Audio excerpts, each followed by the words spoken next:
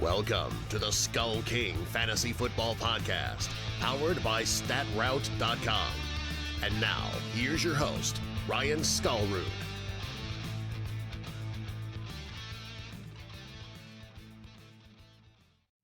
Hello and welcome to another episode of the SkullKing Fantasy Football Podcast. My name is Ryan Skullroot. I am your host, and tonight we have our Kings and Stings episode, the review of the best and worst performances of Week 9, save the Monday Night Football game, which we will be previewing at the end of this episode.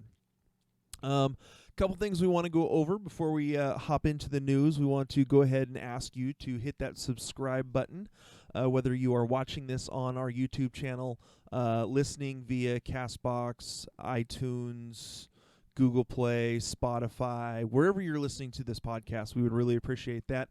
If you could, please hit that subscribe button. Please like the episode that you are listening to currently. We would also really appreciate it if you'd give us a rating or review and to kind of let us know what you like or don't like about the show. And finally, if you could please share our episodes or even share the link to our channels and podcasts and just in general, we would greatly appreciate that to help us spread the fantasy football love and help those who want help with their fantasy football teams to get it. So again, we want to thank you guys. Thank you, our avid listeners, and for those of you who check in with us on all of our social channels, thanking us for the advice. We are, glad to help. That's why we're here. We hope that what we are doing is beneficial to you guys. So, just a second. There we go. One more thing I wanted to do is I wanted to throw a quick shout out to our partner, our partners over at Prolytics, and with some of their with their cheat sheet that they had out for Week 9. Now, obviously, you're not going to get everyone right, but they had a lot of good players in their cheat sheet to use for your fantasy lineups this week. And just from their cheat sheet this last week, just a few of the names that they had: Russell Wilson, Matthew Stafford, Christian McCaffrey. Chris Carson was actually on there as a guy to target, considering that they were going up, the Seahawks were going up against one of the toughest run defenses in the league, and Carson still put up. He didn't get into the end zone and wasn't a blockbuster player today. That being said, he still ran for over 100 yards and had a couple of catches. So, and a decent game from Chris Carson. Josh Jacobs, who had a fantastic game today. And some of the wide receivers, Kenny Golladay, Mike Evans, Tyler Lockett, Tyreek Hill. They had they have a little asterisk. While they're in a decent spot, it's a possible risk. Chris Godwin was okay, wasn't great today, didn't get into the end zone. Marvin Jones Jr. they had as another guy to that could be in for a big game. And then their tight ends, Zach Ertz, Hunter Henry. So they were able to pick on some good matchups, and so for those of you who are still looking for some help with your DFS lineups, please make sure to go over to our partners over at Prolytics. That's Pro-Lytics, pro-lytics.com. Make sure to use the promo code SkullKingFF when you go to checkout. SkullKingFF. That's all one word, all lowercase. It is case sensitive, and you will get 40% off your first month with Prolytics. Really, these guys have been fantastic. Their analytics and their projections have been off the charts. They've been absolutely wonderful and really helped a lot of us at SkullKing with our DFS lineup. So make sure to check them out. Again, that's Pro-Lytics, pro-lytics.com to help out with your DFS lineups. All right, so that is it for the announcements and all the introductory stuff. Why don't we go ahead and get into the big three stories with today's headlines. Today's headlines. All right. First off on today's headlines, Apparently, with Cam Newton, he is still recovering from the foot injury. The word came out today that the Carolina Panthers have not ruled out a stint on IR for Cam Newton. So what that would mean is if he went on IR, he wouldn't be able to come back until the playoffs if Carolina makes the playoffs. I don't have their actual record right in front of me. I should. Where are they at? All right, Carolina Panthers are 5-3. Pull up. They're second, 2 games behind New Orleans Saints. In terms of overall in the NFC, they're still in okay shape at 5-3. So, considering how well they've been playing with Kyle Allen at quarterback, and really with the fact that Christian McCaffrey has just been running all over everyone, they're still doing okay. And so I could see them putting Newton on IR and just sticking out with Kyle Allen. The Panthers could be on the lookout for a new quarterback in the draft this next year. That's something that is definitely not something to take off the table in terms of what to look at for the draft coming up this next year. I know we're only going into Week 10, and we haven't even finished Week 9 because we still have Monday Night Football. However, I think that the Carolina Panthers could possibly be looking for a quarterback for the future. It could be Will Grier. I doubt it. Kyle Allen has been playing very well. We'll kind of see who they think is their future.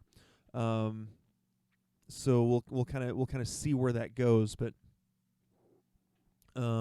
yeah, so definitely not great news on the Cam Newton front for all the Cam Newton fans. That being said, it's something that we still have to watch. He could still be coming back. So moving on to story number 2. Jacoby Brissett went out of the game early today against the Pittsburgh Steelers. They believe he has an MCL sprain in his knee. It's MCL-ish, I believe, is the word that Frank Reich used. So this is going to be a little bit difficult for the Colts. Now, mind you, Brian Hoyer is their backup, and he didn't have a terrible game today. Playing. Let's see, I've got his stats right here. Threw for 168 yards, not great, but 3 touchdowns. Did throw an interception, and did lose a fumble. That being said, still put up solid numbers for the most part. Very streamable numbers in terms of quarterbacks. So, if Brissett is unable to go, that they're still in okay shape for next week, considering the Colts play the Dolphins at home next week. So that should still be they should still be in okay shape for that game next week. But definitely something to keep an eye on, Jacoby Brissett, for moving forward. Going on, I want to say week 11, they've got the Jaguars at home, which could be a tough matchup. Week 12 is, let's see. I don't see it. They're there. Week 12, they're the Thursday night game at the Texans. So hopefully this won't be too long for Jacoby Brissett, and that he will be able to come back from this. Not that Brian Hoyer is a schlub, but he's not their starter. So moving on to story number 3. Sterling Shepard has already been declared out for Monday Night Football versus the Cowboys. He is still in the concussion protocol. So as of right now, this still means that in terms of what Daniel Jones is going to be able to do, he still has Saquon Barkley, who can catch the ball out of the backfield and run the ball. Mind you, the offensive line for the New York Giants still isn't great. They're still having trouble opening holes for Saquon Barkley. That being said, Barkley does a great job of catching the ball out of the backfield. They still have Golden Tate, who has worked well in the slot and has played well the last couple weeks. And they also have Evan Ingram. So as long as he is fully healthy, should be in for a solid game as well. Darius Slayton, we'll kind of see. He's kind of been the deep ball specialist right now for Daniel Jones. So we'll kind of see how that plays out in terms of the offense for the Giants. But for right now, it's something to keep an eye on. But Sterling Shepard is still out. So obviously this elevates, for the most part, Tate and possibly Evan Ingram. I mean, but Evan Ingram's already still like a top 7 tight end so far for the year. So that is it for those stories. One more quick thing we want to mention. There was speculation that Patrick Mahomes would possibly be back week 9, and what the doctors apparently told them is that if he suited up within 21 days of dislocating his knee, he had a 40% chance of re-dislocating it. That after 21 days, that percentage went down to like 10 to 15%. So I personally am looking for Mahomes to come back in week 10. And I believe, have they already had their bye? Or are they one of the late buys? So their bye is week 12. So he could come back for play a couple weeks before the week 12 bye, and then finish out the season strong. So that is it for the headlines. We will go ahead and take a quick little break, and then we will hop into this week's Kings and Stings and do a quick kind of preview of the Monday Night Football game for Week 9. Have your fantasy teams been struggling this year? Or perhaps you've been doing pretty well but want to put yourself over the top? Then make sure to visit our friends over at Finish First Fantasy Advisors. They are the premier one-on-one consulting firm that specializes in providing you with expert support to help guide you to the championship. You will be matched with one of their expert advisors to provide you with the season-long insight for your redraft, dynasty, or DFS formats. Their advisors will contact you weekly to answer all of your questions and provide you the needed information to get to the next level. Set up a free 15-minute consultation by emailing them at info@finishfirstfantasy.com or by visiting them at www.finishfirstfantasy.com. That's www.finishfirstfantasy.com. All right, we are back. Why don't we go ahead and hop into this week's Kings and Stings, the best and worst performances of Week 9 of the 2019 season. Eventually, we will get a little, sound bit for this.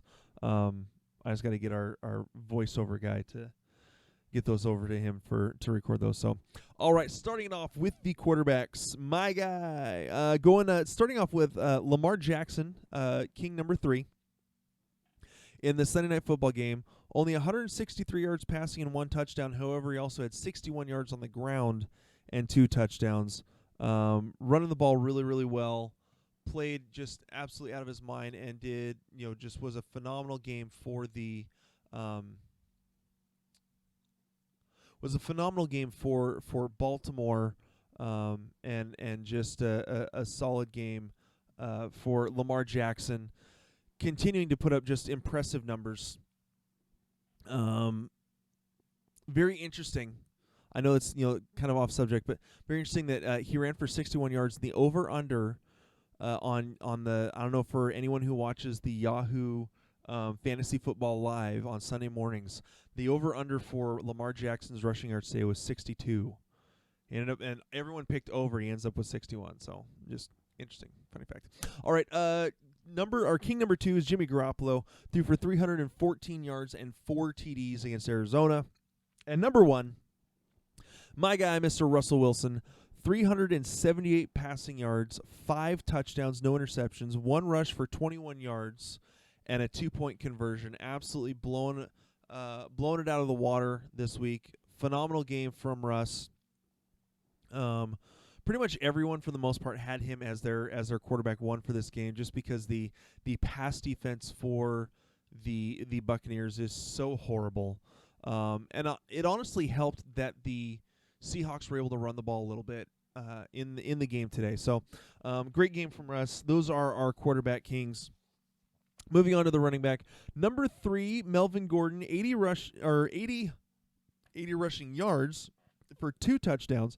Did have 3 catches for 29 yards in the win over Green Bay. So a solid performance. Finally getting some offense going for the Chargers today. Number 2, on 3 days in the offense, Mr. Kenyon Drake finishes with 15 carries for 110 yards and a touchdown, 4 catches for 52 yards, and a 2-point conversion. Just a phenomenal game from Kenyon Drake. And then number 1, it's no new thing for him to be up here. Mr. Christian McCaffrey, 146 rushing yards, 2 touchdowns, 3 catches for 20 yards, and another touchdown. He is just absolutely insane this year. Let me actually pull up his season total so far for the season is just absolutely nuts. Let me pull it up right now. He has already rushed for 881 yards. The only person ahead of him is Dalvin Cook, who's rushed for 894. 10 rushing touchdowns, 3 receiving touchdowns. Man, through 8 games? Yeah, through 8 games, he is already on pace for like 2,400 yards. Just absolutely nuts from what Christian McCaffrey has been producing. So, all right, so those are our running backs. For our wide receivers, 2 of them from the same team, my team. Mr. DK Metcalf, 9 targets, 6 catches, 123 yards, and a touchdown. His first 100-yard game of the season. A 2-point conversion, also had a rush for 7 yards. All 3 of these guys were in the same game. Mike Evans, 16 targets, 12 catches, 180 yards, and a touchdown. And number 1, Tyler Lockett, 18 targets, 13 catches, 152 yards, 2 touchdowns himself, and actually almost had a third, but I want to say Russ missed him by a couple yards when he was wide open, just short of the end zone. So awesome game from Lockett. That was an offensive just explosion in terms of what came out in that game. So big game for fantasy purposes in the Seattle and Tampa Bay game today. Moving on to the tight ends, a couple guys that have not been on here yet this year, probably won't be again. Number three tight end king, Mr. Jacob Hollister, 4 catches, 37 yards, and 2 touchdowns. Had the game winner at the end of the game in overtime of the Seattle and Tampa Bay game. Mr. Noah Fant is number 2, 4 targets, 3 catches, 115 yards and a touchdown. That touchdown was a 75-yarder. That's what I meant to say there. So big game for Noah Fant, for him to finally really get something going. We'll see if he can build on that this next week. Tight end king number 1, finally getting up there and having the type of week that you would expect from him. Zach Ertz, 11 targets, 9 catches, 103 yards, and a touchdown. Good to see Zach Ertz finally getting going up there, especially considering how many people drafted him so highly and with how many times he'd actually been on the Stings list the last couple of weeks. So, all right, moving on to our quarterback stings. Now, these, again, all these stings have to be owned in at least 60% of leagues, which means that they're a lot more likely to have actually been started in their games. So there are guys that may have scored less points than this, but maybe owned in less leagues. So Dwayne Haskins is not going to be on the QB stings list because no one was starting him. Only owned in like 7% of leagues or something like that. So here we go. QB stings. Number 3, Mr. Aaron Rodgers throws for 161 yards and a touchdown. He continues to kind of move around. That offense is supposedly centered on the run game, but Aaron Jones couldn't get anything going. We'll get to him in a little bit.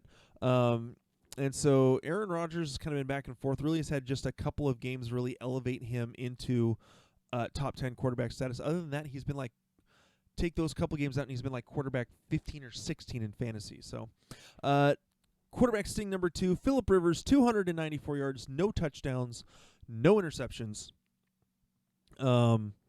He's throwing for yards, but they just can't seem to get in the end zone. I want to say they had twice inside the 20 in the first 2 drives and still came away with only 6 points. So, and our number 1 sting, who may have just lost his job coming after the bye, in Week 10. Coming back in Week 11, it may very well be the Nick Foles show after this because Gardner Minshew threw for 309 yards against a weak Texas defensive secondary, but no touchdowns, 2 interceptions, and 2 lost fumbles. Just a rough game for Gardner Minshew. Looks like the Gardner Minshew mania may be over for the 2019 season at least. Unless of course Foles gets injured again. Moving on, the running back stings. Number 3, Aaron Jones rushes 30 yards, no touchdowns, 1 catch for -1 yards. Rough game from him. The only running back that happened to have any success today from the Green Bay Packers was Jamal Williams, and like we said, this is going to be a back and forth thing. I know that Aaron Jones is a top 5 running back. Still, I believe he's number 3. It's still going to be tough sledding for him. So there's still going to be games where he's not getting anything, and it'll be the Jamal Williams show. Number 2 running back sting, Mr. Royce Freeman, 14 total yards. He had 15 rush yards, no touchdowns, 1 catch for, again, a -1 yard. Moving on to the number 1 running back sting, LaShawn McCoy, 9 rush yards, 1 catch for 0 yards. Just an abominable day from him. That being said, Damian Williams had a decent game today. Let me see where he finished off this week. Pulling up he had 12 carries for 125 yards and a touchdown, finished with 19.8 points in half-point PPR. So, solid day from him. Today just happened to be Damian Williams who was able to get the work done. So, all right, moving on to our wide receiver stings. These ones all really hurt. Mr. Stephon Diggs is number 3, 1 rush for 12 yards. And then 4 targets, 1 catch for 4 yards in terms of receiving. So a rough game from Stephon Diggs. Allen Robinson, who has been really the only fantasy highlight, the first half of the season for the Chicago Bears, has basically handed that off to David Montgomery at this point. Allen Robinson, 5 targets, 1 catch for 6 yards. Mitchell Trubisky is just, I don't want to say he's hot garbage, but he is turning into that. It's, it could be the play calling, but, Trubisky has had some issues making good decisions and getting the ball out, and hitting his targets. So just rough game for him. The wide receiver sting number 1, Mr. Marquez Valdez-Scantling in that awful game against the Chargers. 2 targets, 0 receptions, puts up a whopping 0. Finally, moving on to the tight end stings. Jimmy Graham did have 4 catches, but for only 17 yards. Number 2, Mark Andrews, who has been on this list way too many times the last couple weeks. We may have to reevaluate what we do with the Baltimore Ravens tight ends. 2 catches for 21 yards. And our number 1 tight end sting, Eric Ebron, 2 catches for 16 yards. That is it for the Kings and Stings. Moving on, we are going to do a real quick preview of the Monday Night Football game. The Cowboys are visiting the Giants. And we will start it off with the Cowboys. Dak Prescott is going up against the New York Giants defense that gives up the 9th most amount of fantasy points to the quarterback position. So it should be a good game for Prescott. Should be solid for those of you who need a good game out of him in terms of your fantasy matchups to secure those wins. Zeke, again, the Giants give up a lot of points to the running backs as well, 12th most, as a matter of fact. So Zeke should be in for a solid game. Again, not only does he catch the ball in the backfield, we all know about his running prowess, so should be solid for this week. The Giants give up the 3rd most amount of fantasy points to the wide receivers, so Cooper and Gallup should be in for big games. Cooper obviously is going to be the main target. Gallup, he does better when Cooper is there because it provides the extra coverage to pull off of Michael Gallup so that he can get open. So Gallup could be in for an okay game. I still like Cooper to be the star in this one. So, Jason Witten may be a streamer option if you're absolutely desperate for a tight end. You shouldn't have to worry about that, honestly. at this point with all the tight ends that have played. If Witten's your tight end, you're in trouble. Moving on to the Giants, the Dallas Cowboys. Here we go. Give up only the 29th most points, so the fourth fewest points to the quarterback position. So Jones could be in for a little bit of a tough game. However, it is in New York, so this is a home game for Jones, so he could still be okay in terms of what he can do in this game. The Cowboys give up the 17th most points to running backs. So Saquon Barkley, obviously, he is going to get his work, whether it's catching the ball in the backfield or running. Again, you're not going to sit him. As far as the wide receivers go, it could be a little bit of tough sledding. They have been very tough. The Cowboys have been very tough against the pass. I think that Tate still will get a little bit of work. Still could provide, a little bit of fantasy value for you if you need it, in order to win. I think for now, I don't necessarily like any of the or any of the wide receivers for this matchup. In terms of the Giants side, Tate, I think, could possibly put up wide receiver 2 numbers as probably the second target for Jones outside of Saquon. And Evan Ingram could be in for a pretty good game. The Dallas Cowboys give up the 6th most amount of fantasy points to the tight end position. He is a solid tight end, gets open a lot. Provides a decent safety blanket for Daniel Jones, and so Ingram I still think is going to put up decent enough numbers. He should put up tight end 1 numbers. That's just what he should do. Doesn't mean it's going to happen. He could end up dealing with an injury, but for right now I still have Ingram. I want to say I ranked him as a top 6 tight end for this week. So all right, so that is it for the Monday Night Football preview, and that is it for this episode. Guys, I want to thank you so much for taking the time to listen to the SkullKing Fantasy Football Podcast. I hope your Monday night goes well, and that you get the points that you need in order to win your matchups. Tomorrow night's episode, we will be going over the waiver wire picks for week number 10, and I hope you guys are looking forward to that. We will dig into the numbers and see what we can provide for you guys. Again, thank you so much for listening, and we will talk to you guys later.